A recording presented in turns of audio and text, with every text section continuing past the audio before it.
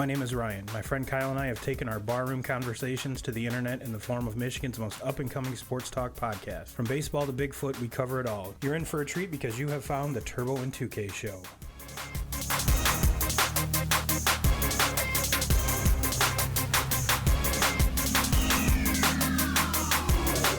What's up, 2K crew? It's Turbo, 2Ks, and we have a special guest in the house, so stay tuned for that. And God, can someone find where the thermostat is outside? It's fucking hot out. It is hot as shit. Hot as shit. And the best part is, in Studio T, we have to turn the air conditioner off, so it's hot as fuck in here too. So, and we've got three grown-ass men in a very, well, it's not a very tiny spot, but definitely could be a whole lot better. But on behalf of myself, Mr. 2Ks, we have a very special guest today.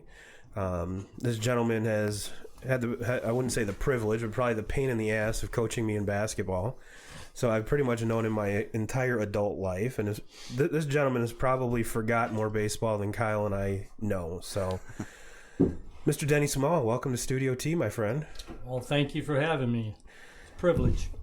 And Kyle and I were just kind of shooting the shit, and it's like, you know what? It would be really cool to get you on here. There's not a lot of sports going on, except for every NBA player making $30 million a year right now, except for Kawhi, because he doesn't know where he's going yet. So that's just a matter of time. But the All Star game's upon us. We can only talk about the Tigers for so much. So what we decided was we were going to bring in our resident baseball expert, Mr. Denny Small. And thought it'd be really cool if we did an all-star team from the players that we've seen.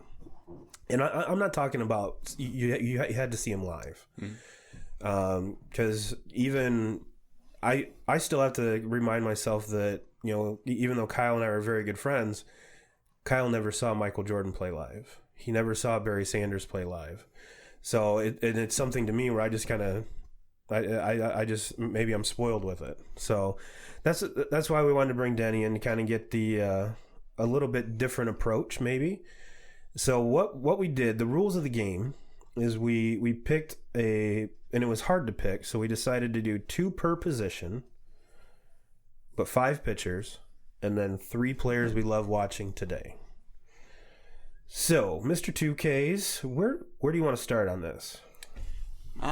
Let's start with pitchers. Oh, Do we want to do? Are we doing like our?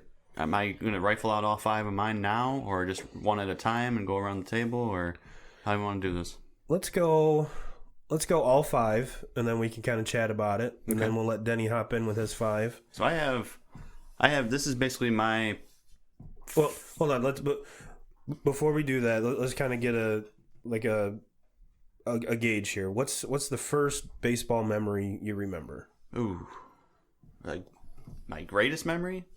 Well, like mine that sticks out the most is, and it's kind of what ultimately kind of sparked my real baseball interest, was the Kirk Gibson home run.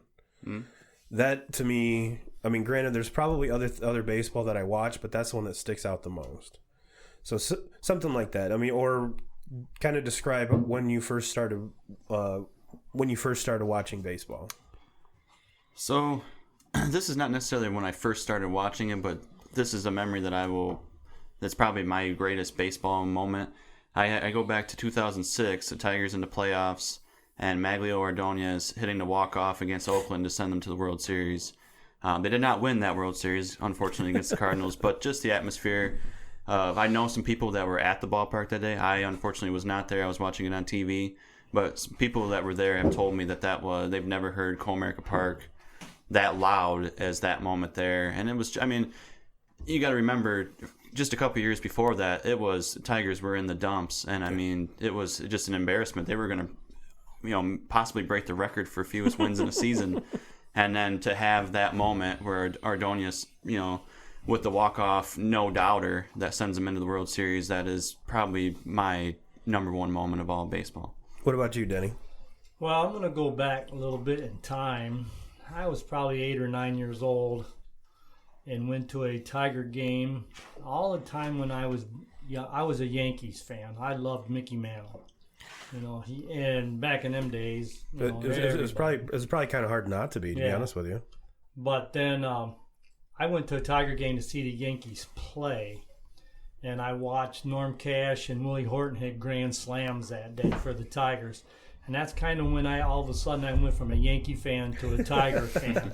And I'm going to say that was probably 1965, 66, somewhere around there. So that was probably the time I remember the most where I really, a baseball memory. Perfect. Perfect. So now that we kind of have our timelines kind of put together, go ahead with your pitchers, Mr. 2Ks. Well, the ace of my staff, and this is probably I kind of start my lifetime of baseball in the mid '90s, late '90s, and then all of 2000s. I wasn't fortunate enough to watch this guy a whole lot, but I after punching all the numbers, the ace of my staff, I chose the big unit, Randy Johnson. The big unit. And it's just, the numbers don't lie. And what he did there for that 4 or 5 year stretch in his prime, as far as the strikeouts and all that. But just to have the physical demanding, and I mean, as a batter, squaring up in the box at a 6'10" guy out there that might hit you in the head, because he had some times where he didn't really know where the ball was going. John Kruk. I was gonna say, would you want to face him? Hell no. And you're a lefty. Yeah, I'd be like, no, my coach back hurts. So he was my number one guy, and then and this is my number two. These are the two guys that I kind of were in my head going back and forth on who I wanted to have as my ace. And number two, I chose Pedro Martinez. Still kind of the same way. He'd get a little bit wild. I think his wasn't necessarily just being wild. I think it was purposeful. Yeah, he kind of had a purpose for throwing high and tight, or he didn't. He'll be the first one to tell you he that. He had that I don't give a fuck attitude, and that was what I really enjoyed about him. But when you're rocking Jerry curl like that, you can have that not give a fuck attitude. And then at number three, now this is the total opposite of my first two. I go with Greg Maddux, and just the way that he could just pick apart a lineup, and you would watch guys all day long, and not one hitter would be balanced in the box, and he would just pick you apart because he did not have that overpowering stuff, that God-given ability, nothing. He just knew how to pitch, and so that was what I loved so much about him. And then in kind of me getting started into watching baseball a lot, I go back to. Before I became a Tigers fan, I really enjoyed watching the Braves in my younger days. When you look at Maddux and Smoltz and Glavine and those guys, and that was kind of the first team that I watched growing up. Well, that was that's a very, very good point that you just said. And I knew about it, but when putting this list together, I didn't even think about it. Is that TBS and WGN probably grew a lot of Cubs fans and a lot of Braves fans. Right. And I remember the reason that we got cable was because my cousin Scott was coming up through the Braves organization. He's a left-handed pitcher, but was trying to break through in the early 90s with that starting rotation. And he ended up coming up and having a couple cups of coffee on the September call-ups, but then blew his elbow out. So... But that was kind of like the turning point for my dad for us to get cable was, maybe we can watch Scott pitch. Maybe we can watch Scott pitch. So, but yeah, I mean, and Kyle, you're 100% right. And, Ted Turner was a billionaire for a reason. So. Number 4 on the list, and then this is another guy that I really didn't get a whole lot of time to watch. He was pretty old when I started to watch, and I was little, but... Put it this way, I named my son after this guy. So number 4 on my list is Nolan Ryan. He better make the list then. For me with Nolan Ryan, kind of the same thing as my ace Randy Johnson. Really didn't know where it was going at times. Kind of pitched with just that I don't give a shit attitude, and I mean, judging by my list, I think you guys can all tell that that's kind of the pitchers that I like. Yeah. Those guys that. Don't take any shit and not afraid to throw high and in. And then you got the artist and Maddux sprinkled in there as well. Yeah. And now what's funny is that all the pitchers that you listed so far, and then a lot of the pitchers on my list are all, this pre-pitch count, kind of what a lot of purists call, the coddling of the pitcher. But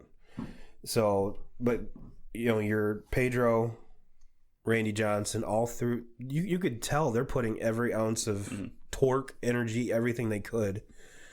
And I don't ever remember either one of them having, if they did go on the injured list, or it was the DL back then, but it wasn't for very long. So. Right. And then to finish out my rotation with my 5 guy, I wanted to keep it as I wanted it to be a player an active player, still playing today. And I went back and forth on this with Clayton Kershaw and Justin Verlander, and I'm choosing now. I'm going with Justin Verlander. Well, switches. I switched it up. Switches under pressure. The thing we touched on it a little bit before we went on the air here, talking about Verlander and the way that he would start out games and would be kind of dialed in at that 92, 93. And then in the 7th inning, all of a sudden you would see this when a lot of teams are going to their bullpen to bring out the 97, 98 mile an hour thrower. And Verlander can do it by himself, can come out in the 7th inning and throw 97, 98, get up to possibly, triple digits if it was the time for that pitch. And just a guy, just watching him for years, and I mean, I'm gonna be completely honest. I'm Tigers biased. This is the reason why I chose him. But the way that he could basically every five days, if the Tigers were a little bit on a skid or something like that, you knew that you had Verlander coming up next, and he was going to shut the door.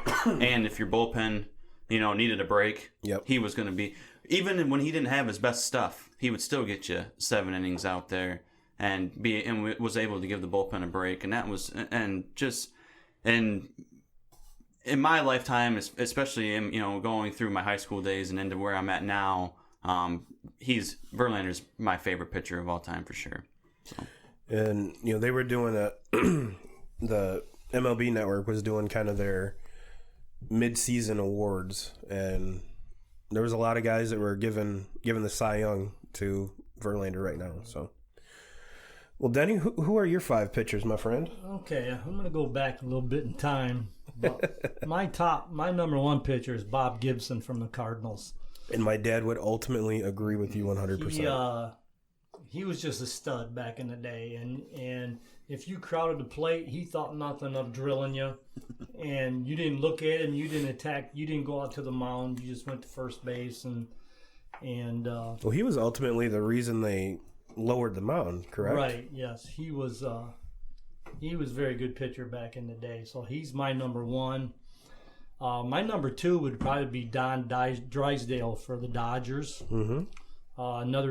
Another guy who threw really hard. And as you guys have stated, back in them days, they didn't have a 100 pitch count. They just kept throwing. You see. I mean, I go back to seeing some days or reading some stories where Mickey Lolich for the Tigers back in the day would throw a doubleheader. Mm-hmm. 300 pitches. Mm-hmm. The days of anybody throwing 300 innings anymore is unheard of. Yeah. And back in them days, it was nothing for them guys to throw 300 innings a year. Mm-hmm. And now it's that unwritten rule nowadays where you get to the 100 pitch mark and you're going to start wrapping up your night because. Yeah. And the pitchers nowadays are making probably 100 times what the pitchers back then were making. Mm. Then after Drysdale, my 3rd pitcher would be Sandy Koufax for the Dodgers. Ran into some arm trouble later on in his career, but I watched him a few times on TV here and there. Back in them days, they only had the game of the week, so if the Dodgers were on TV back then, but that's kind of when I was a kid, he was just one of the guys that you always idolized. Mm-hmm. 4th pitcher, and I'm going to bring it up a little more current. I love Jack Morris for the Tigers.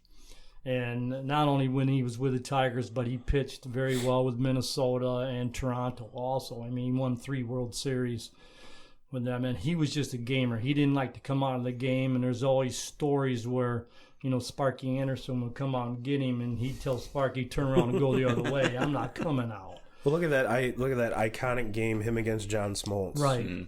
I mean, those were two opposing forces that are equally as competitive, equally fuck you, this is my game, I got this. And that was 10 innings. Yes. Nowadays, you'd never see a pitcher go 10 innings. No. Oh, Never, heavens, no. ever. No.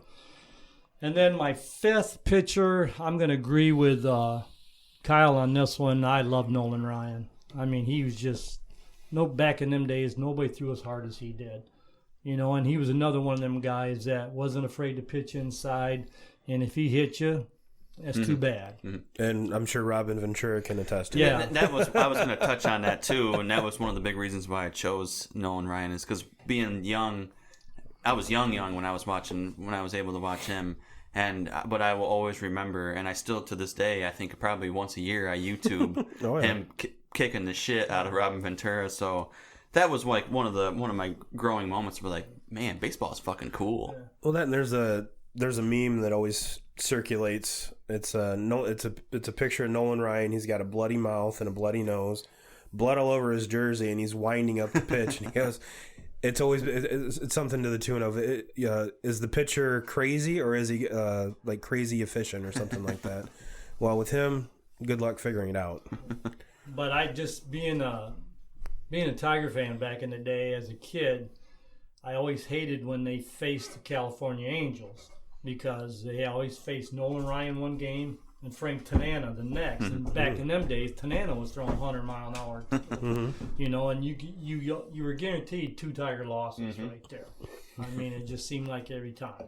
Well, there's a story about Bob Gibson that I don't know if you've heard of this, but him and Hank Aaron for years obviously played against one another, and Bob finally invited Hank over to his house, and Hank goes, "Since when do you wear glasses?"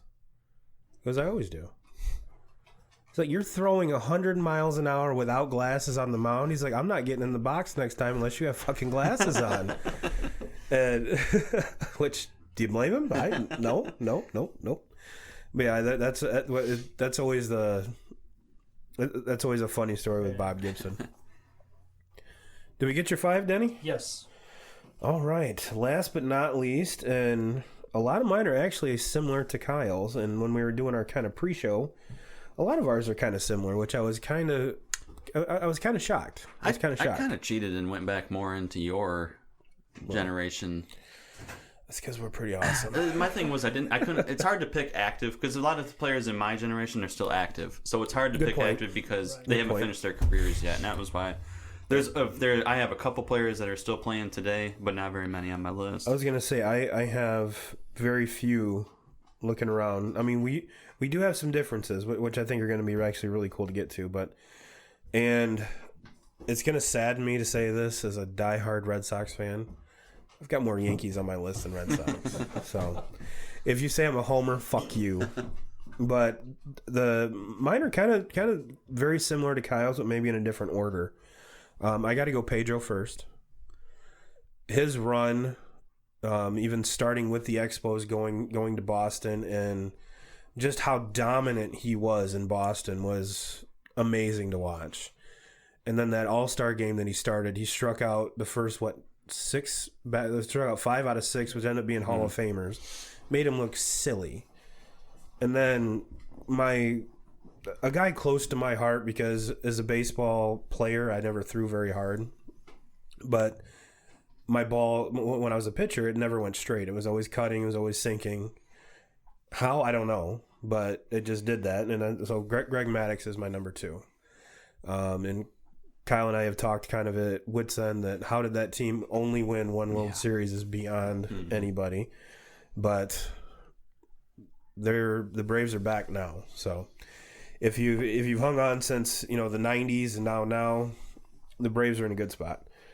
Randy Johnson's another one, and I had the very first professional baseball game I went to was at Old Tiger Stadium. It was the Tigers and the Mariners, so I got to see Bobby Higginson. But that's not the real reason I was there. But I got to see Griffey. I got to see Jay Buhner. I got to see Randy Johnson started. Got to see A-Rod play short. So, and just to, Kyle touched on it, how tall he was. See him in fucking person. Wow. Right. I mean, he's like a giant amongst men. And the men he's standing around are 6'2", 6'3", 6'4". So they're not like, normal everyday Joe like me, 5'10". And I'm going to be sneaky. I'm going to slide Mariano Rivera in there. And possibly the greatest closer of all time. And as much as it pains me to say, he beat my Red Sox a lot. But my Red Sox got him quite a few times too. So, and doing it with 2 pitches, fuck, come on. Come on. And then I got to wrap it up with Nolan Ryan too. I mean, Nolan Ryan to me is, Denny, like your Bob Gibson, your power pitcher, the guy that you didn't want to face in the box. For me, that was Nolan Ryan. And a little sidelight, I also added Roger Clemens. So, and that kind of pains me too because he's a Red Sox and a Yankee. But I have a very good feeling if you had any one of the guys that we just spoke about and that was your ace, it's kind of hard to argue with any of them. Yeah, it's hard to pick a top 5 when you're going back, 50 years or whatever. Oh yeah, and so many good pitchers. When I was looking up all the stats on these pitchers, one of the stats that was just totally eye popping to me, and I couldn't believe it when you look at all the strikeouts, all the innings pitched, just how dominant Nolan Ryan was. Yes. He never won a Cy Young. Nope. Never won a Cy Young. He threw 7 fucking no hitters. Yes. So yes. And that was, and I was shocked when I read when I was reading through that, and I'm like, there's got to be a Cy Young in this somewhere, but no, he never won one. Nope. See, and then you even think about it, you leave out Denny McClain. Yeah. He would. He had 4 or 5 years where he was the best. And you brought up Sandy Koufax. I mean, that was one of my dad's. Bob Gibson was his top because he grew up in Missouri, so he was a huge Cardinals fan. And one of the guys he also talked about was Koufax and how that curveball, which was what Koufax was known for, and that's ultimately who Kershaw gets compared to with that big 12-6 curveball. So yeah, and you and my dad are very, very close on your. I mean, he never got to be the ultimate Tigers fan that you are. He was more. I mean, he's probably the best player. Just talking with him, and he's still pissed off about it when they moved when he was a kid. His mom threw away his signed Willie Mays ball that he got. It was the only ball it was a home run. It was the only ball he ever caught. And his mom didn't see the signature on it and just threw it away. Thought it was a normal ball. So, all right, well, gentlemen, you just want to go 1 through 9 since we started with pitchers? Sounds like the normal progression. Fine with me. I say we go DH next, and then we jump into. Okay. We went from the high. So now let's just throw in that boring DH in there, and then we'll kick it off. All right. Who's got your number 1 spot? 2Ks. I went with Big Papi, and in my time, no Victor Martinez. No Victor Martinez. I had another Martinez wrote down, and Edgar Martinez was my number 2.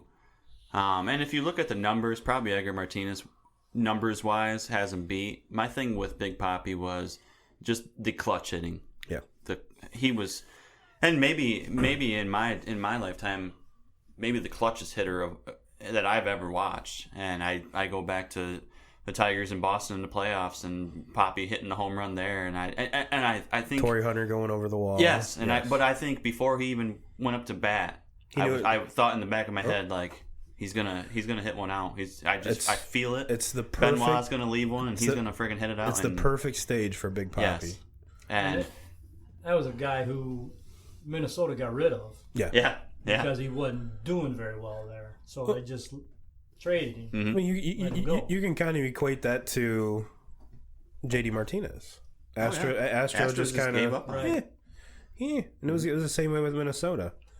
But no, and not to jump ahead of you, Denny, but I have the same too. Big Papi and Edgar. Yeah, the DH is hard because up till, I'm going to say the modern time, the last 10 years, DH was just anybody they threw in there for another hitter. You know, so I'd have to agree probably Edgar Martinez and Big Papi were probably the top two. I mean, even if you go back a little bit further, you got Harold Baines was a good one. Paul Molitor towards the end of his career. When I was doing some research, they had Frank Thomas. But to me, once Frank Thomas got in the DH role, his career I always was on the Frank See, and a lot of them baseman. guys were DHing just because they were at the end of their Yes, career. Exactly. You know, exactly. they were great players up to that point, but then they got to the point where they were old and slow, and so they moved them to the DH. And yeah, they had success there, but none of them had success like Edgar Martinez and Big Papi did. I mean, Big Papi just got better the older he got.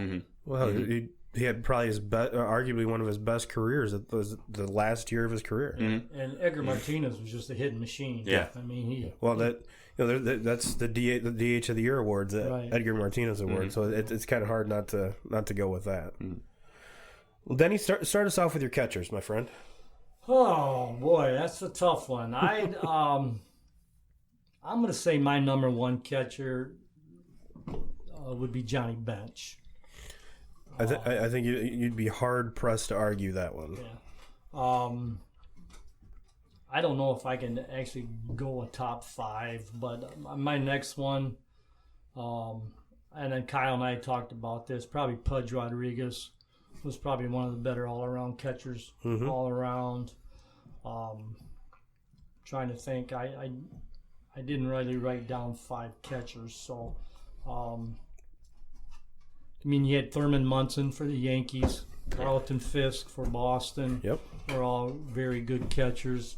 I was always a big fan of Lance Parrish when he was playing with the Tigers. Yep, and I remember Lance Parrish being a Tiger. Yeah. So yeah. He could. I loved Lance more than anything. It's just he had an arm. I mean, you just didn't steal on him. Him or Pudge. I mean, Pudge was throwing you out on his knees.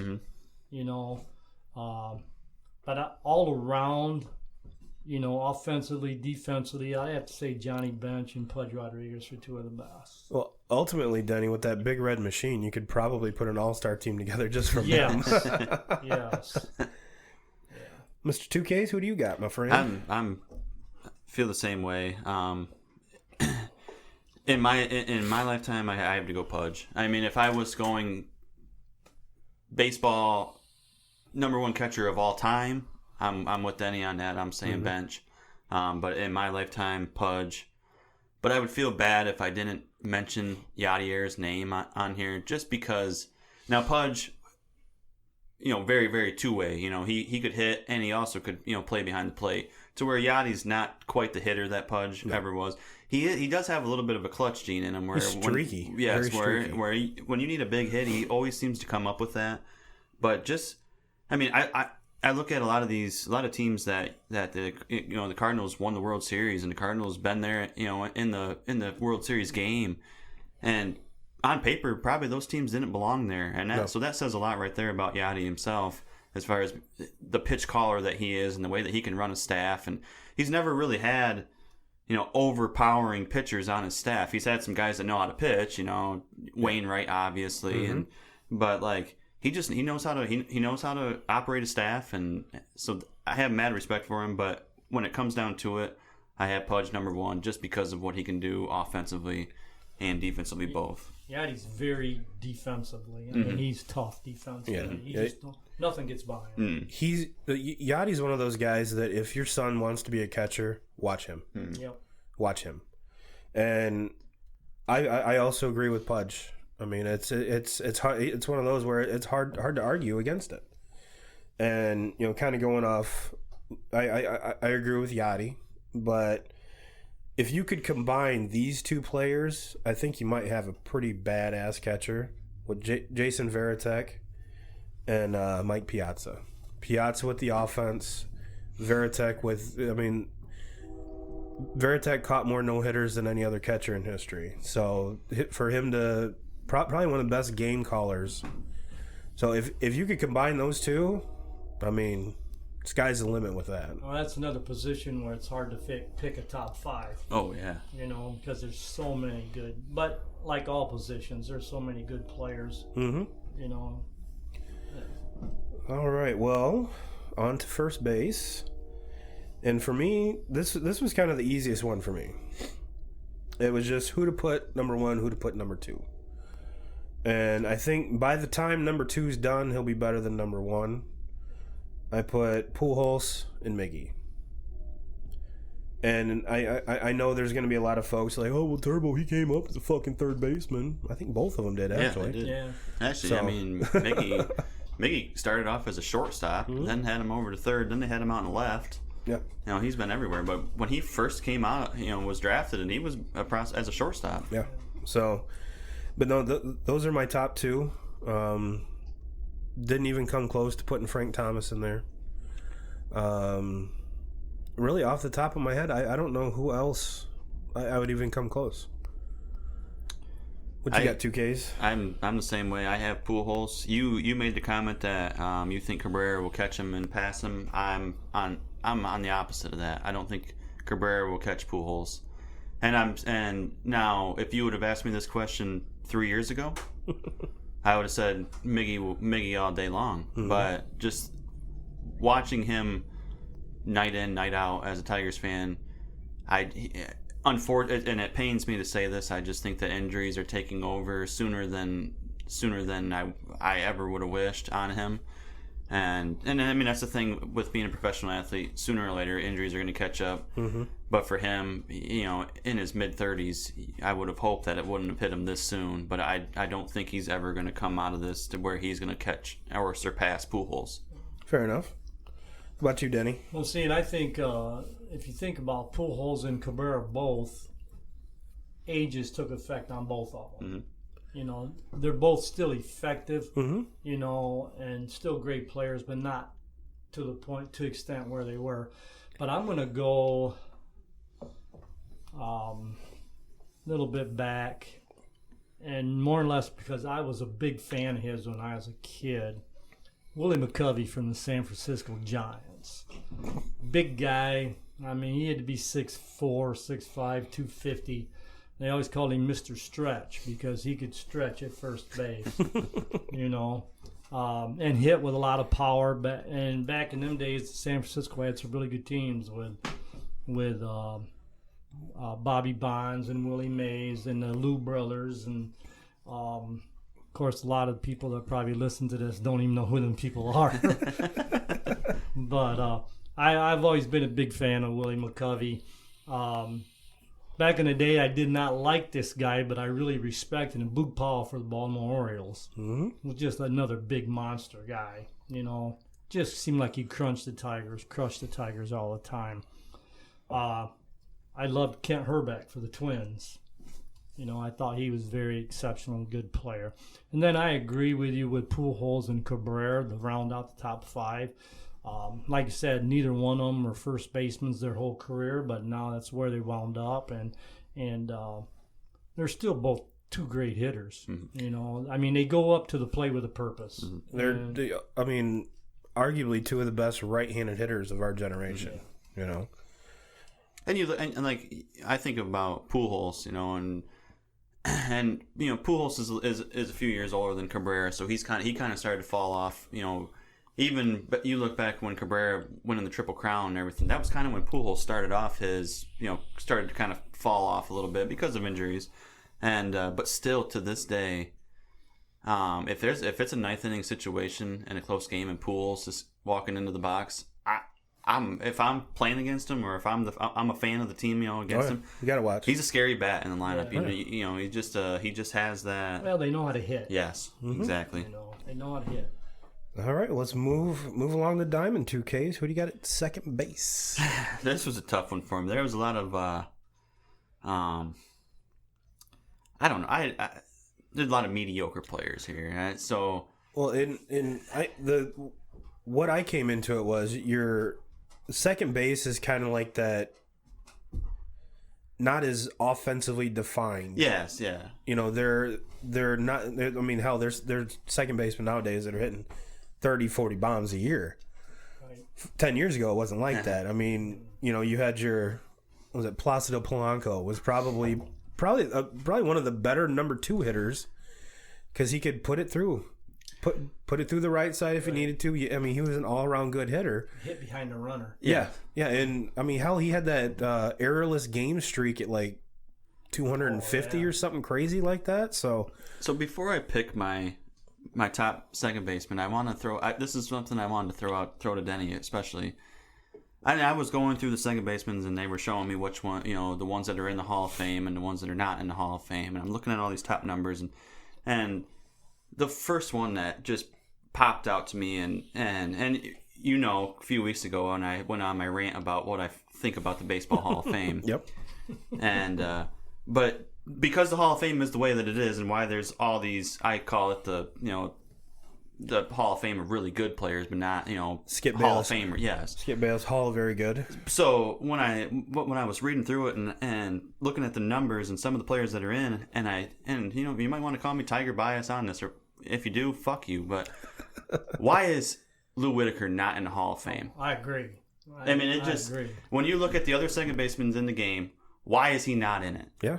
And I was going through, making this list last night, and I was looking at those numbers, and I saw that he was, and I already knew that he wasn't in the Hall of Fame, but I was looking at some of the other ones, and I was like, this is bullshit. The numbers are very, very similar. Yes, absolutely. He just didn't get enough recognition back in the day. Yeah. I mean, now I'm hoping that this group that votes him in now will vote him in this year or whatever, But yeah, he deserves to be there absolutely. among some of them second basemen that are there. Yes. Yeah. I mean, that's And we talked about this 3 or 4 weeks ago when talking about Pedroia. Is he a Hall of Famer? And a lot of his numbers, probably if he's done now, Whitaker's are better. Yeah. There's a ton of them that are better. My thing with Pedroia, and I said it then, I don't think he is a Hall of Famer, and it's just, and injuries are the main reason why. I mean, if he would have been able to keep up what he was doing for another 3-4 years, I think I would have had to go longer than that. Then I think talent wise, he obviously, he had it, but he just couldn't stay healthy. He couldn't stay on the field long enough. But my generation as far as second baseman, the reason why I picked this guy is because you don't see very many second basemen that you can throw in the 3 spot in your lineup, the 4 spot, and then he's so fucking smooth in the field. And I go with Robinson Cano. I thought you were talking about me. Just and the first thing I think about with Cano is like his double play and just the way that he pivots on the bag and is able to throw from basically any angle. Yeah, and he almost throws it at like a underhand. I mean, and can whip it like over. A flip. Yes, and the way that he can do it and how smooth he was, and he's another one. Injuries have hit him, and you go back to some of his best years of his career. He was 7-8 hitter in that Yankee lineup, and that was because that lineup was just totally loaded. Yep. And but he still he went to Seattle, he did his thing there and was batting in the 3 spot and was still able to put up numbers. Now with the Mets, it's kind of been injury plagued. Yep. With not that 90% of the other Met lineup. Yeah. But when he's healthy, he's to me the most talented second baseman that I've seen. I mean, he's a second baseman that could be playing shortstop. Oh God, yes. On a lot of teams. Yeah, I mean, he was like Javi Baez before Javi Baez. Yep. But yeah, mine's right there. I put Cano number 1 and Robbie Alomar number 2. Mm-hmm. Yeah, he's one you kind of forget about, but he was a player. Robbie Alomar, he could play. And he was tough. A lot of folks remember Robbie Alomar for bad reasons, but between the lines, it's hard to, especially it's like Joe Morgan was probably one of the better ones of That's who I have. That's my number 1. But we're right now, especially in this day and age, everyone is you get paid to hit bombs, you get paid for RBIs, and now I mean you look at DJ LeMahieu for the Yankees. God, that guy's raking. Mm-hmm.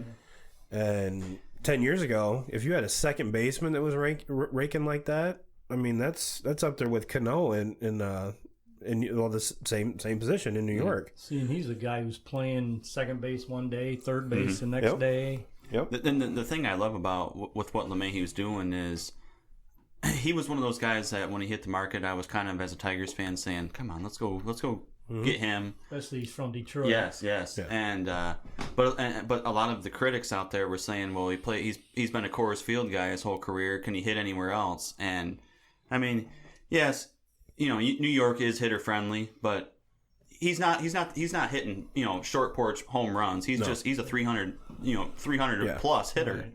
And in a very, again, kind of getting back to a very tall gentleman. Mm-hmm. I mean, second basemans were always those tiny guys. Mm-hmm. Like my picturesque, like what I think about for a second baseman is Mark Lemke for the Braves. He was that little spark plug. Yeah, exactly. Like we talked about Placido Polanco, that number 2 hitter that could put the ball wherever within a 3-foot area where he wanted it. And Lemke was that way too. And you didn't associate your second baseman with home runs. But nowadays, that's home runs are everything now. Lemke was what you'd call a baseball player. Mm-hmm. Yeah, and that kind of cut from the same cloth as Pedroia. Mm-hmm. Yep. Even though Pedroia, Altuve. Yeah, Altuve is another one, and Altuve for me hasn't done it long enough to make my list. Mm-hmm. I'm not hating on him. He's another one that he's another one that with his age scares me a little bit with the injuries. Yeah, like I said, he hasn't done it long enough. Well, he was hurt a lot last year. Hurt a lot this year. Hurt some this year, so. But the good part is with him, it looks like his swing's back. Mm-hmm. He's hitting for average and power, getting back to the power thing. So hopefully he's exciting to watch. Mm-hmm. Let's be honest. If you're a baseball fan, that whole Astros team is exciting to watch. Oh, absolutely. Because any day, one day this guy might go off. One day this guy might go off. It's not like you're expecting and looking for one player to do it day in and day out. Right. Well, Denny, take us around to your shortstop, my friend. Okay. Oh no, I didn't do the second baseman, so I'll do a second baseman really quick here. My number 1 would probably be Joe Morgan, and again, it's another one of them guys that played with Big Red Machine that you could every 9 positions you could almost put probably in the top 5 spots. Ryan Sandberg for the Cubs, I always thought was very good second baseman. And there was another guy who was probably 6'2", 6'1", 6'2", was a bigger guy. And this guy kind of jumped around a little bit to different spots, but back in the day, I mean, Pete Rose started out playing second base for Cincinnati Reds. And then he moved to third, he moved to first or whatever. Guy was just a hitter. I mean, he was a hitting machine, if it wouldn't be for him betting on his own team, he'd be in the Hall of Fame right now. So, and even then, I still think he should be there. I mean, there's people in the Hall of Fame now that did a lot worse than what Pete Rose did. So, I mean, I think his punishment has gone far and gone long enough that he should probably be in there. I liked Robinson Cano. I think he's just so smooth. He just makes everything so easy. And I'm going to go with Kyle on this one. I'm a big Lou Whitaker fan. I mean, nobody played as good as second base for 19 years as he did with the Tigers. You got him and Trammell. That's a hell of a turn 2 combination right there. He was consistent. And, I mean, if you look back the years of play and how many clutch hits he came up with in big-time games or whatever, and, when him and Trammell up the middle, nothing got by him. So. Well, take us around your shortstops, Danny. Okay, my number 1 would be Ozzie Smith for the Cardinals. I just think defensively, he was just as good as anybody. Not a great power hitter, but that day you didn't need to. Yeah, he could just pick it at shortstop. Second one, I'm probably going to go with. I lost my thought here. The guy for Baltimore. Cal Ripken Jr. Cal Ripken Jr. Yeah, I went my brain cramp there. to do it for as long as he did, his longevity, that he was great. And I go back to I was always a big fan of Dave Concepcion for the Cincinnati Reds. 270, 280 hitter, fielded everything, smooth, great. Derek Jeter, for being, and Kyle and I talked about this before the show, for being at the Yankees and handling the pressure of being with the Yankees and doing what he did for all them years and keeping his head above water, never in trouble, was very impressive. And just, we talked about Big Papi being clutch. Yeah. And Jeter was Mr. November. Yep. And just a class guy. Yeah. Very classy. And I like that. I can't say I really have a fifth one. I have a feeling if we do this in 5 years or 10 years from now, Yeah.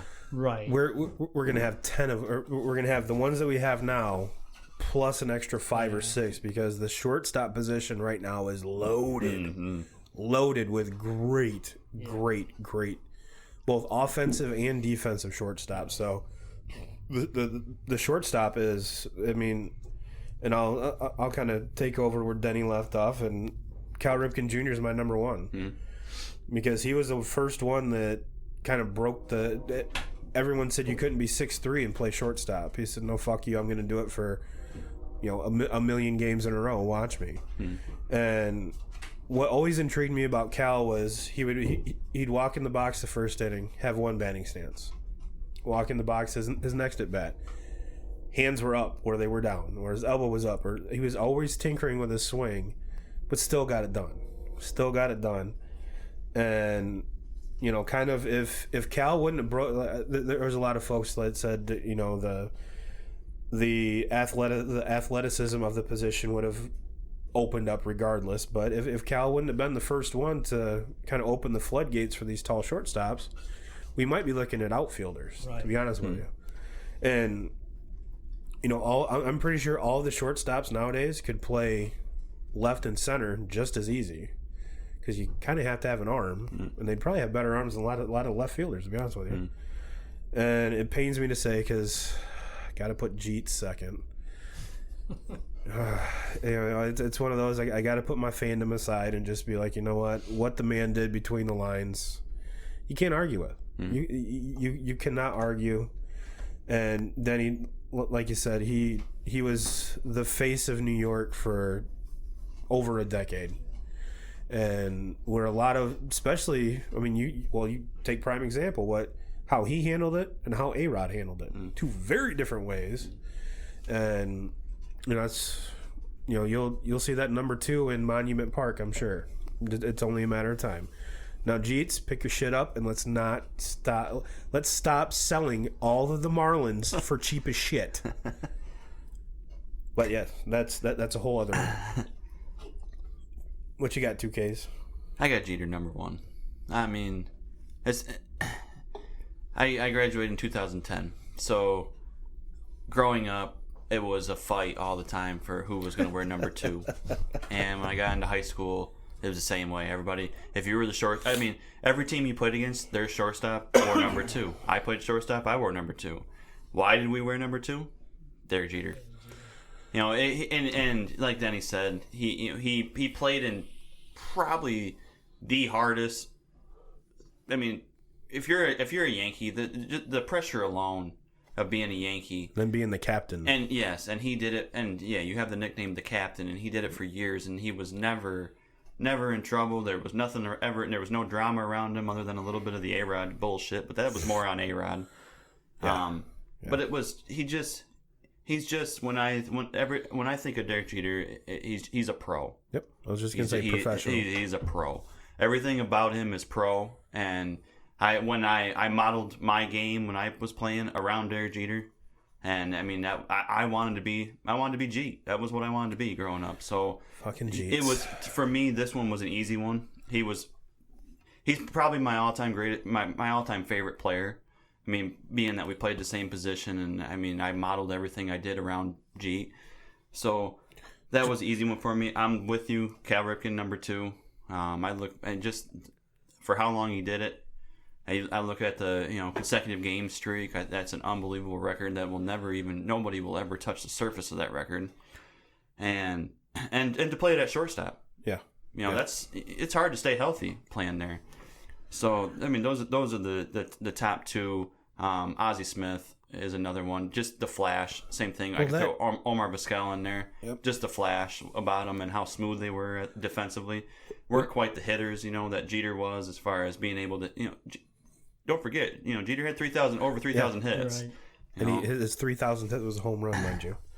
But no, Denny, to kind of piggyback off your Ozzie Smith, he was playing a very high level defense on AstroTurf, which made everything a lot fucking faster. Yes.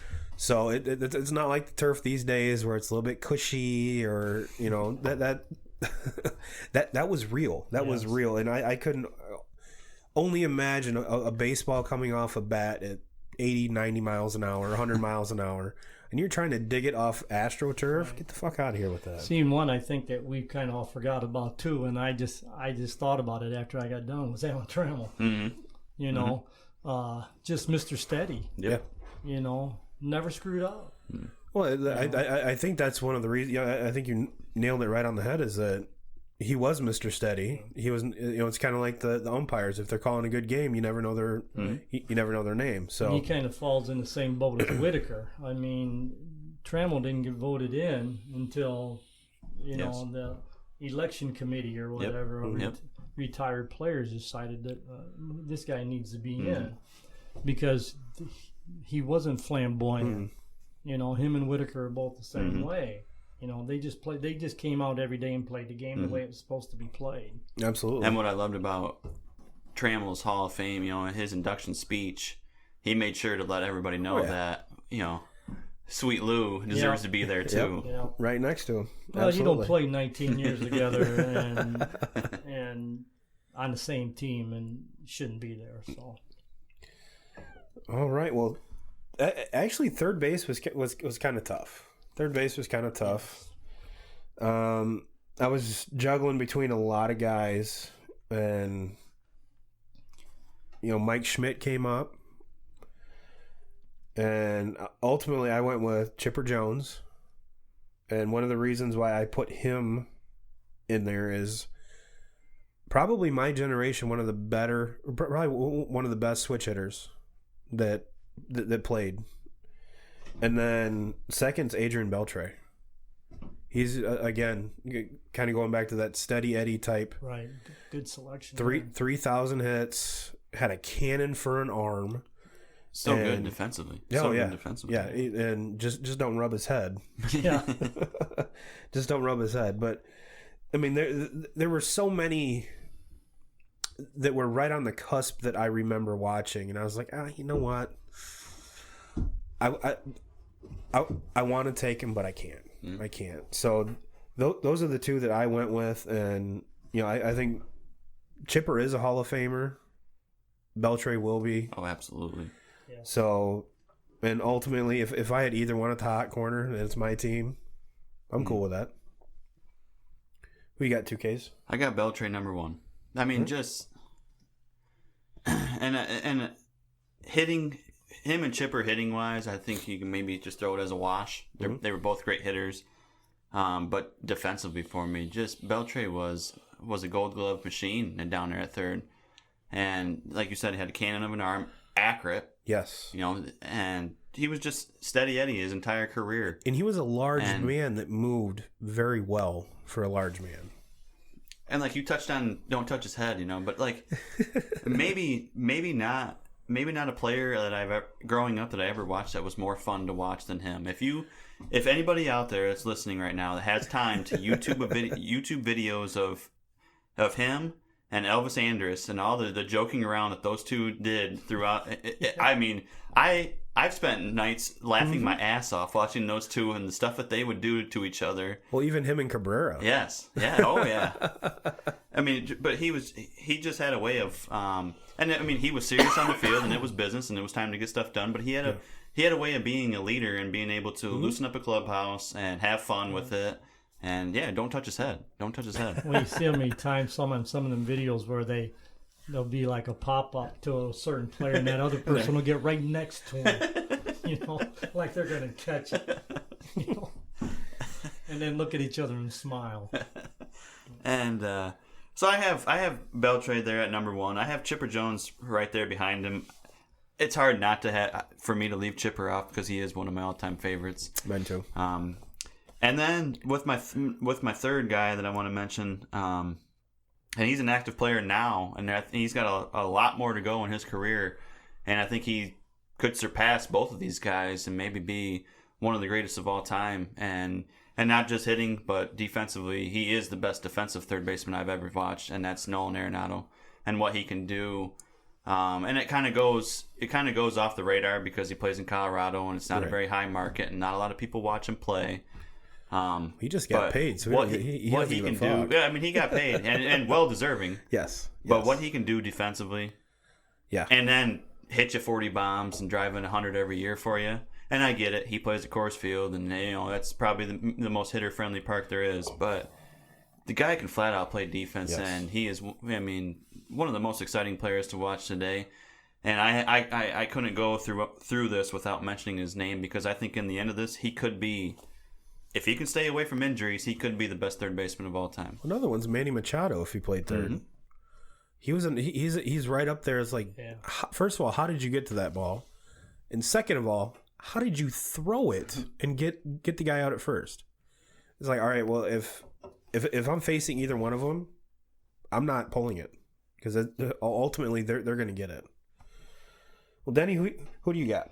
My number 1 third baseman would be Brooks Robinson for the Baltimore Orioles. Kyle, you get back on some of the YouTube videos and you watch some of the plays that he made. He was very good. Back in my day, he was the third baseman. Mm-hmm. He was the best third baseman in baseball. I kind of agree with some of the ones you have. I'm a big Nolan Arenado fan. I think he picks them as good as anybody. And like you said, he's going to hit 300 for you. He's going to hit 40 homers, and he's going to hit 100 RBIs. I've always been a big fan of Chipper Jones. For one thing, he's a switch hitter, and he's another person who plays the game like it was supposed to be played. Mm-hmm. He comes out every day and plays the game. He's not boisterous. He's not flamboyant. He just gets the job done. Yep. Mike Schmidt, another third baseman for me. That was a very good third baseman back in the day. And my 5th one, and I'm kind of biased here, and I was talking to Kyle about this earlier. He was talking about always wearing the number 2 for Jeter. Well, I always wanted number 4 for Aurelio Rodriguez for the Tigers, because he could flat out play defense. I mean, he might not hit ever over 270 for him at any year, but when it comes to defense, there wasn't a whole lot of people that was better than he was. It's kind of like, you remember Ray Ordonez for the Mets? Yeah. Mm-hmm. Dude was a highlight reel in the field, but couldn't bat over 170. So, I mean, there's... Unfortunately, we're in. We've kind of hit on this before, where the defense is like, all right, if you're not that good at defense, it's all right. Just hit us 40 bombs. Kind of like the Schwarber in Chicago, where Chicago is one of those teams that has 2 amazing catchers that can both catch and hit really, really well. And Schwarber's a catcher, but no, we'll just hide him in left field. Right. Let's hide him in left field. And speaking of which, let's transition to left field. What you got, 2Ks? So I didn't really break this down as I just went with my top outfielders. I didn't really go with corner outfield and all that. So well, give us 2 of your outfielders then. I'm gonna throw the first outfielder. I'm gonna throw out there. He's an active player now. He's the best player on the planet. When it's all said and done, might be the best player of all time. Everybody that's listened to this show consistently knows that I have a hard on for him. Knows that he's my favorite player, knows that I have nothing but good things to say about him. But in all my time of watching baseball, I've never seen a guy do what he does. And then going back to what I said about Derek Jeter and the way that he handles himself, and he's never been in trouble. He's always just done his thing, kind of been below the radar. You don't see him on commercials and all that, but just kind of silently goes about his business. But his business is the best player maybe of all time, and that's Mike Trout. Business is good. Mike Trout. He just, and one thing that did not miss, top news was the $400+ million contract that he made. And if you're going to pay Machado and Harper the money that they paid, there's no doubt in my mind that Mike Trout deserves the money that he got. Maybe if he would have hit the open market, I think it would have been more, a lot more than what he did. But Mike Trout's number one for me. He's the best I've ever seen. And secretly, the Angels are only 4 games back in the wild card. Yeah. Well, you have to be impressed that he decided to stay there. Because he's West Coast. The only time you see him play is 10 o'clock at night. Mm-hmm. Yep. Which we don't see him play that often at 10 o'clock at night. And it's so unfortunate. Yeah. But he's the modern day Mickey Mantle. Yes. Yeah. I'm not going to say it's be hard to argue that. You cannot argue that. The thing, and that's the thing that's so unfortunate about him is you don't get to see him play a whole lot, being us being in the Midwest, the time difference is so. And if he was a Dodger, it would probably be a little bit different. I think we would see obviously the Dodgers play on ESPN every other night, so every Sunday night he'd be able to watch. He'd be able to watch it more often. The Cubs, the Dodger channel. Yeah, but the other thing with him is just it's a small market team. It's you don't think of and that's the thing that's hurt him in his career too, is he's never really.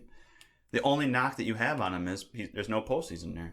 Yeah. There's no right. And then the 1 year where he did play in the postseason, he was pretty much nowhere to be found in that series. But that's the only knock that I go through everything trying to find something wrong with the guy, and that's the only thing I can find. And that's to me is not his. That's not his fault. No, that's not his fault. Do you imagine the Angels paying Pujols for the next 5 or 6 years, and then you got this big ass contract on top? Wow. But Tigers fans are bitching about contracts. Somebody's making some money. Yeah. But the thing with Trout is doesn't Disney own him, or Disney part owner of that team? Yeah. The thing used to be the contract with Trout, you're not going to lose anything. No, it's just going to stay. No. And that's another thing with him is as soon as he jumped on the radar, he was a 300+ hitter, drove in runs, hit home runs, played above average defense, and I think people just kind of grew accustomed to that. Where that's just the norm. Yeah. So when you see other guys having going off, like this year for instance, you see Christian Yelich and what he's doing, and Cody Bellinger and what he's doing, and nobody's talking about Trout because it's just what Trout does every year. Well, Trout's secretly tied for the lead in the AL home runs with 25. Yeah, because nobody talks about him anymore because everybody's just accustomed to his name being there. And what, he's 25? Yeah. And what he's doing is fantastic. And going back to kind of like the Pujols thing, where I think it's kind of ironic they're both on the same team, with the way Pujols started his career out in St. Louis. First 10 years he's in the league, batted over 300, had over 30 home runs, had over 100 RBIs, which had never been done before. And now he's kind of passing the torch to the next. Mm-hmm. So, and you're right. As much money as that contract is for Trout, I think he did take a hometown discount, to be honest with you. Yes. But in 3 years, California will make it back. Just for fan support. And just think if they actually he went to the open market and left, that team would be decimated. Oh yes. All right, 2Ks, you got Trout. Who else you got? My number 2 outfielder is, and now in this, I said Jeter was my favorite of all time, and if this guy's not, him and Jeter are right there. Maybe every other day it switches up. I don't know. I can't decide on which one's my favorite, but my next one's Ken Griffey Jr. And kind of the same thing when I was talking about Robinson Cano, just how smooth he was. And I'll always look back as being little and watching it, and when he hit those no doubters, and it was just three steps out of the batter's box walking, and it was like, how fucking cool is this guy? probably the sweetest swing in the history of baseball. Yeah. The most effortless, but the most torque and power that you could get out of a slender frame, 6'2" not a great kid. big guy. No. No, not a great big guy. And if you take the injuries out of it, he might be the home run king today. Yes. I mean, there's a very, very good argument there that he's the home run king today. Well, he wasn't on steroids. Yes. So. No, because if anyone could have benefited from it, it would have been him. Yeah. So he's my number 2. My number 3 is, and he is the home run king, Barry Bonds. And unfortunately, it pains me to say this. If it wasn't for the steroid era and all that, he would probably be my number 1. Mm-hmm. Because what he did is just, the thing I look at, and I try to forget about the steroids all the time, but you can't forget about it. But like when the year that he hit all the home runs. How many times was he intentional walk that year? A shit ton. How many times? And it was basically every single time that he got one good pitch to hit, he was hitting a home run with it. And it was never in my life have I seen anything like it. Never in my life will I ever see anything again like it. And especially someone using a tiny ass fucking bat like he did. Oh, his hand-eye coordination. Yeah. Mm-hmm. Steroids are one thing. It makes you stronger and it gets you through injuries and stuff, but it doesn't contribute to your hand-eye coordination at all. And to, like you said, to pick up one pitch, and I mean, his hand-eye coordination was just awesome. And like and one of the things I always argue with people that want to knock on him for steroids, and he deserves it. And those players that went through that steroid era that lied about it and everything, they deserve to be knocked for it, But when I think of Bonds, I think of all the pitchers that he faced that were also on steroids that he going through that, and to where I tried to, when I compare those seasons, I tried to just throw it as a wash. Everybody was on them, so Bonds was facing pitchers every single day that were on steroids also, so you just kind of have to wash that all out. See, and I to the point, I kind of blame baseball on that, because that was the era where baseball was kind of down in the dumps, Absolutely. And then all of a sudden Sosa and McGuire and all these guys were hitting homers, Bonds, and then all of a sudden TV ratings got big, and baseball said, okay, we know these people are on steroids, but let's let them stay on them. Because look at the money we're making off all these people. Yep. So baseball's just as much to blame for that as anybody. Yeah, it's almost like the WCW with WWF. You're letting these players knowingly take this stuff and they'll be all right. Yeah. I mean, you can't tell me by the size of Barry Bonds' head from when he was with Pittsburgh to when he, that they didn't know he was on steroids. Oh, yeah. He went from a size 5 hat to about a 12. Yeah.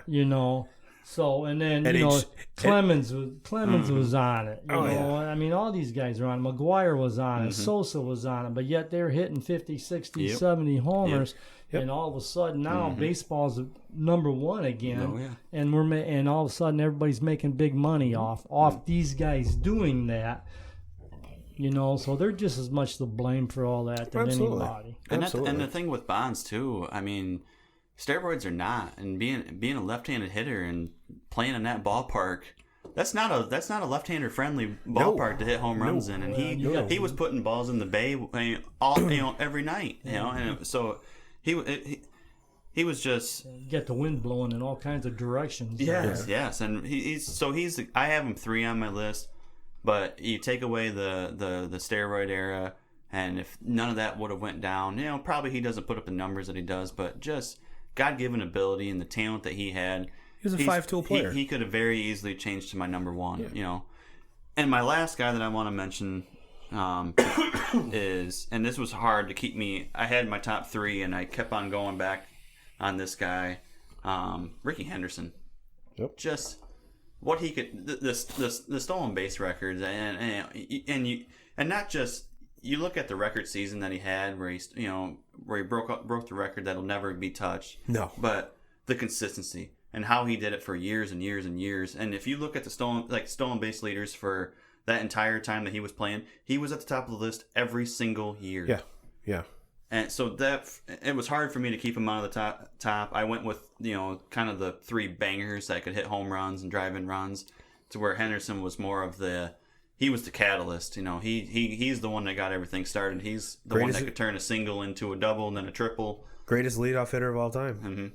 And he gets on base with a single, turns it into a double, turns it into a triple, and next thing you know, a pop fly out in the outfield scores a run. And everybody knew he was going. That's just it. You could pitch out on the guy, and he was still going to steal the base. And to have the confidence to refer to yourself in the third person, I mean, Ricky does what Ricky does. And one of the coolest stories I heard about Ricky Henderson is that he had to go to, I can't remember which company to make cleats for him, and the cleats kept falling off. So he calls the manufacturer up, and he's like, "Ricky can't have this. Do you know what Ricky does? Ricky can't have this." And they're like, "Sir, who are you?" "I'm Ricky motherfucking Henderson. Who do you think this is?" And he's like, "I get paid to steal bags, and these cleats are fucking falling off. I can't have this. Ricky can't have this." So they kind of like LeBron, where you buy the LeBrons in the store. Those aren't the ones that he uses. Right. Let's be realistic. So I want to say it was, I can't even remember the name of the cleat company right now, but they had to make Ricky special cleats in order, because the torque and everything that he put on him, just snapping the metal spikes off. He's like, "This is ridiculous. Ricky can't handle this. This is ridiculous. This is ridiculous." But yes, and I put Ricky. I had two players that I ultimately couldn't fit on my list, and Ricky was one of them. So, 2Ks, did we get through your outfield? Yep. All right, Denny, who you got? Okay, I have to agree with a lot of Kyle's. They were all great outfielders, but I'm going to go a little old school again, and my number one will be Willie Mays. Arguably the best baseball player ever. Yeah. I mean, to do what he did for as many years as he did it, and again at San Francisco in that park, was pretty astronomical. And like you said, he probably went 15, 17 years being the greatest center fielder that baseball scene. My number two would be Mickey Mantle for the Yankees. Another player that was obviously a great player, but injuries took its toll on him. If they would handle knee surgery back then like they do now, crap, he might still be playing. Then I go with Mike Trout. I think he's just, for 25 years old, and to do what he's done in just the 4 or 5 years that he's played, it's crazy. It is just nuts, Ken Griffey Jr., I agree. There wasn't a sweeter swing around, and defensively, I mean, not being afraid to go at the wall. How many times did he get hurt because he ran into the wall making a fabulous catch? And with him, how cool would it be to hit a home run in the same game that your dad did on the same team? That probably hasn't happened that many times. Well, how cool would that have been in the Big Red Machine locker room all them years growing up when his dad was playing? Was an all-star with them. And then my fifth one is kind of old school too. Carl Yastrzemski for the Red Sox. He was a player. He was a hitter. Yeah, he was a hitter. That's for sure. For being a big guy, he wasn't he was a good defensive player too. I mean, he played right field for the Red Sox, and so that's my five. And then, like I said, I mean, you could go 20 more that could be in the top five. This to me was the toughest position. I mean, Willie Mays. To me being the big baseball fan that I am, I just wish I would have been able to watch players like that. Willie Mays. I mean, probably the greatest outfielder of all time. But unfortunately for me, and when I'm making out my list, I didn't get to watch him play. Me either. So me either. And Hank Aaron, another outfielder they throw out there, and so the list goes on. And I mean, I have tons of other names I could throw out there. Outfield to me was the hardest position. Well, you're looking at three positions for one thing, and we're trying to get. I mean, even if you went top five in left, top five in center, and top five in right, you still couldn't come up with it. No.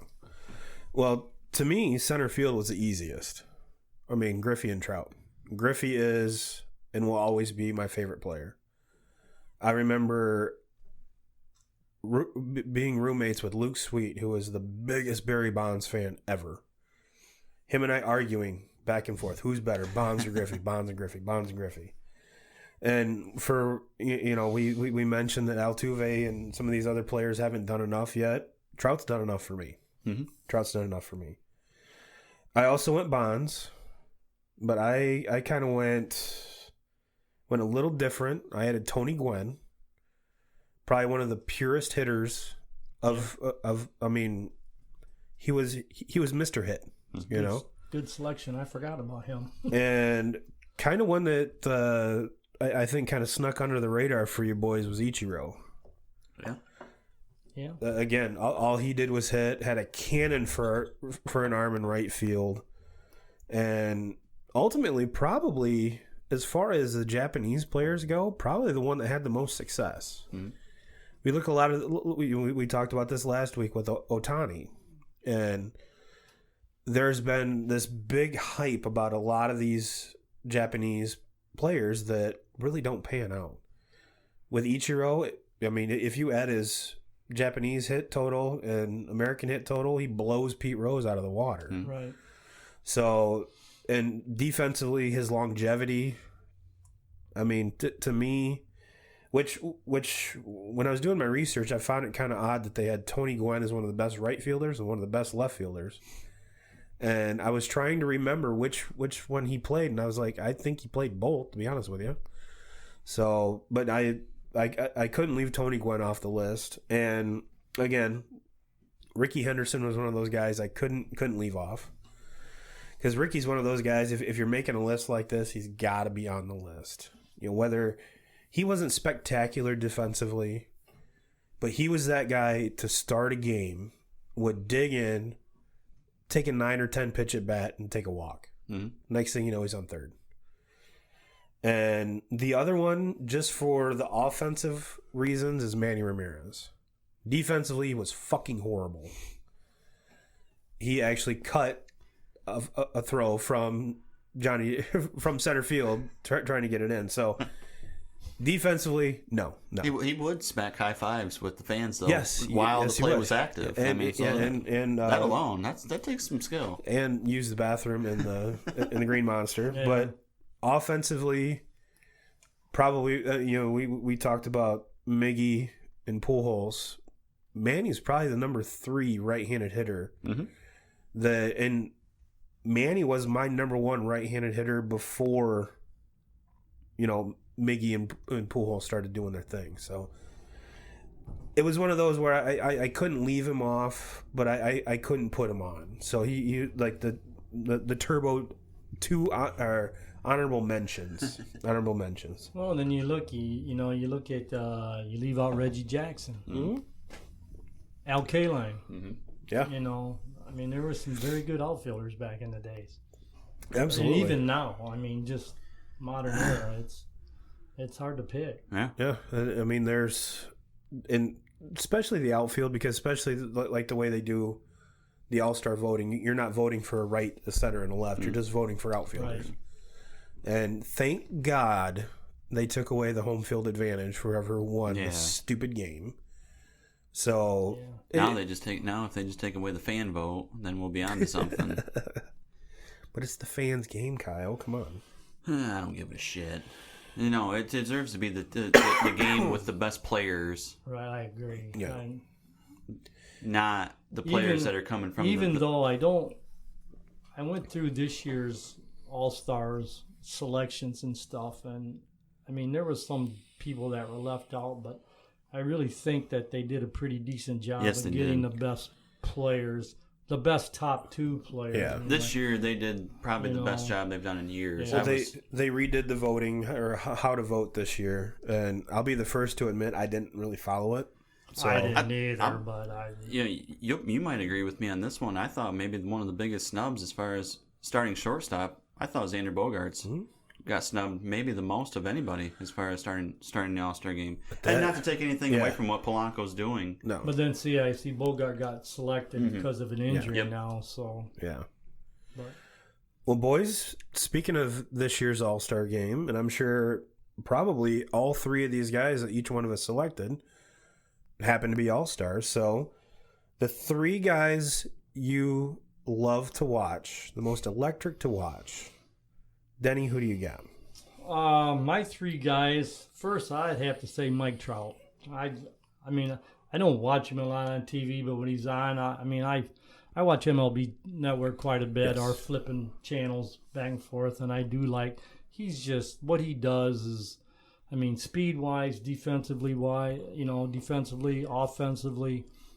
He's just one of the best all around player, if not the best all around player in the game today. Second, and we kind of talked about this, I love watching Miguel Cabrera hit. I do too. I just think he goes up to the plate with a purpose every time he goes up, and I like watching him hit. And my third one from a pitching standpoint is I love watching Justin Verlander. I like how he throws. He's throwing 92, 93 in the second and the third, and then you get to the sixth and the seventh, and he's juicing it up to 97, 98. And I think even more now as he is becoming a pitcher. Mm-hmm. He's not just relying on that hard fastball all the time. Where I think there was 2 or 3 years, especially with the Tigers, where he was always, I can throw that 98 mile an hour past them. Well, you know what? These guys are major league hitters now. Everybody hits a fastball. Yep. And his pitch selection is better, and his location of where he throws the pitches are a lot better.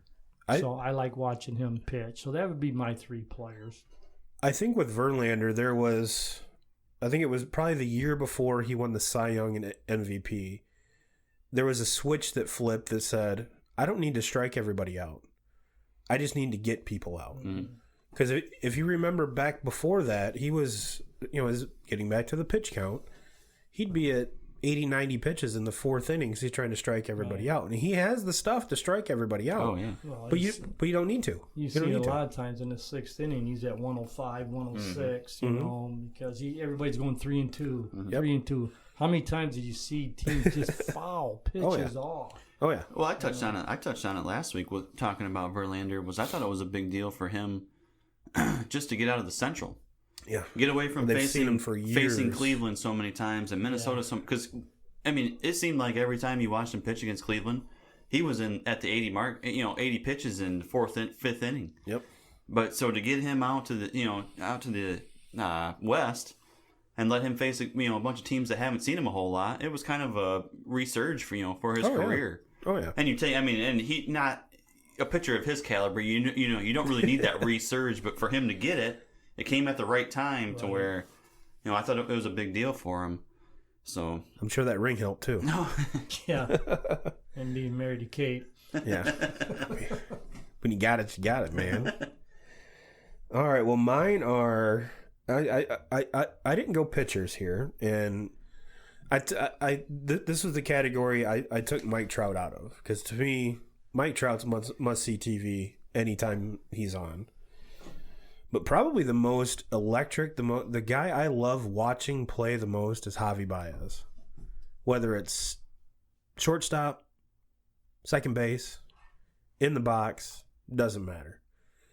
That dude can do something special running out to the position. To me, he's the... And I remember arguing with some of my friends that are Cubs fans years ago. It's like, God damn. Or 2 years ago. Addison Russell's a fucking bomb. I'm sorry. Either switch him or move Baez to short and get a second baseman, because you're limiting what Baez can do at second, where he could blossom into a very, very good player at shortstop.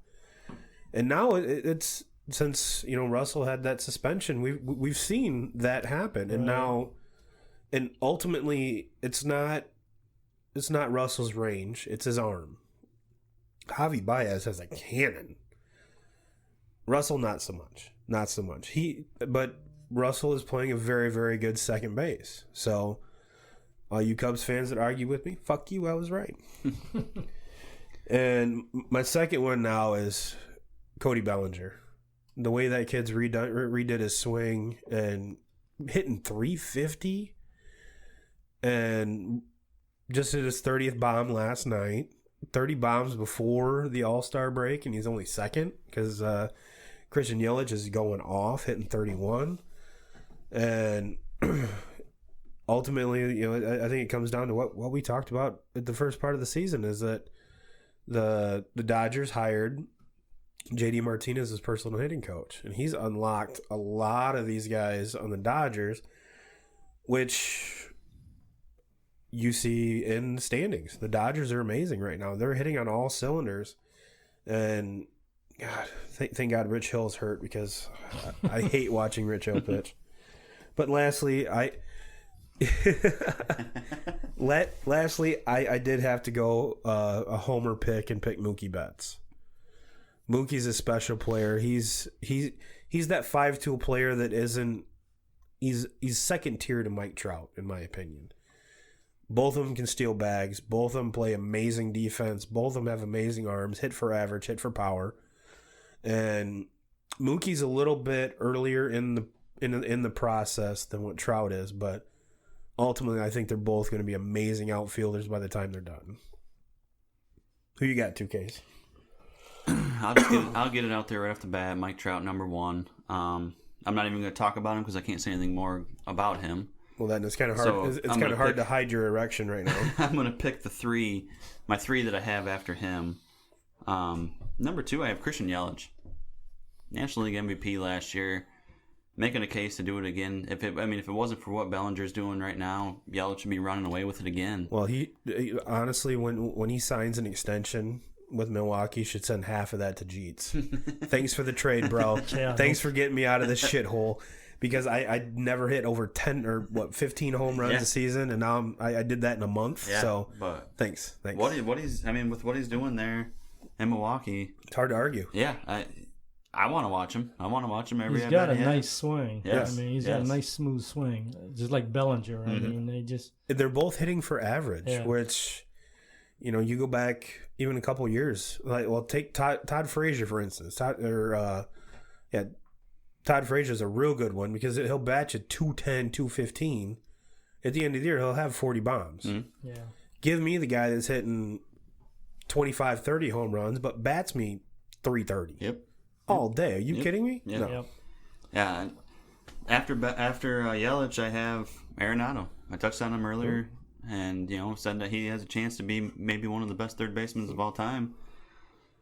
I mean, there's not a third baseman in the game now that defensively is better than him, and then also can bat you over 300 year in, year out with 30-plus home runs and 100 runs driving in. Yep. So, I mean, he's must-see TV all the time just because of the play that he might make that night defensively, throwing it off his butt, throwing it off his knees, fielding something up in foul territory and throwing it all the way across. I mean, it's just what he can do defensively is unbelievable. Well, he's got a really good fielder and right to his left too, in Trevor Story too.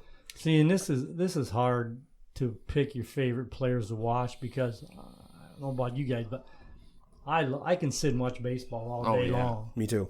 I've coached basketball for 30 years, but baseball has always been my favorite sport. Mm-hmm. I love baseball. Mm-hmm. So I can sit and watch this more than I can sit and watch an NBA game. Absolutely. Oh, Absolutely. I mean, I don't watch NBA. I can sit and watch baseball more than I watch any sport there is. I can, and I can watch baseball with the same enthusiasm and appreciation, whether it's the Little League World Series, all the way up till the Major League World Series and everything in between. Hell, we watched one of the Michigan games this year. That was a fun month to watch. Yeah, there was some good baseball. And this is really the first year that I really followed the men's college World Series. I started following Michigan was doing good, and I'm not a Michigan fan, but they played tough baseball. Yeah. They played good baseball. They were fun to watch. Yes. Yeah. And for for us being Tigers fans, it was kind of a month off where we didn't have to watch the Tigers. Yeah. We could watch Michigan play. That's true. But that's really the first time I really sat down and I honestly say I watched the men's College World Series a lot, you know. But, you know, I just like good baseball. A couple weeks ago, we went up to Detroit. My grandson plays on a 9-year-old travel team, and they were in some big tournament up there. That's some of the best baseball. I've seen 9-year-olds, not just his team, but all the teams. They're good baseball. Yes. That's good baseball. Yeah, that baseball is something that's near and dear to my heart. I was, and if Josh was sitting right here with me, we grew up as a baseball family. Like I already told you, my cousin Scott. I got another cousin on my mom's side who plays for Eastern Illinois. So there's baseball all around us, and I mean, how both of us started out playing at the age of 8 when we could, because back in them days we didn't have t-ball. We didn't have Josh actually played t-ball. I didn't. But yeah, we talked about it before we went on the air. I actually went up Tuesday night and dicked around with Christian and his boys, and found out I've been playing softball too long and lost the release point of trying to throw a fucking baseball. But no, it's, to me, it's the most unique sport because you have the one-on-one battle, but it's also a team. Yeah. Where any other sport, it's either one-on-one or as a team, unless you're James Harden. But it's and there's the people say that baseball is boring. Well, you just don't understand the process. And for those of you that think baseball is boring, I will sit and watch a game with you. I will answer your questions. I will help you out to understand how great this game really is. And I've done it with past ex-girlfriends that have become huge baseball fans. You're like, oh, this game's fucking boring. Let's watch football. Granted, I watch football with you all the time, but let me teach you about baseball. So that's my argument with people that say baseball's fucking boring. It's like, you might think so, but you don't understand what's going on. And I'd be more than happy. 2Ks will probably do it. Denny, I'm sure you would love to sit down and talk baseball with somebody. And just to help people understand what the hell's going on. Yep. My last one, and this was tough because I was between two guys that we've already mentioned that, they have 2 strikes on them. They don't give up anything on their swing. They're still swinging for everything. And then I was up with another pitcher who pitched for the Tigers for a little bit, and now he's in Washington. And I'm talking about Scherzer.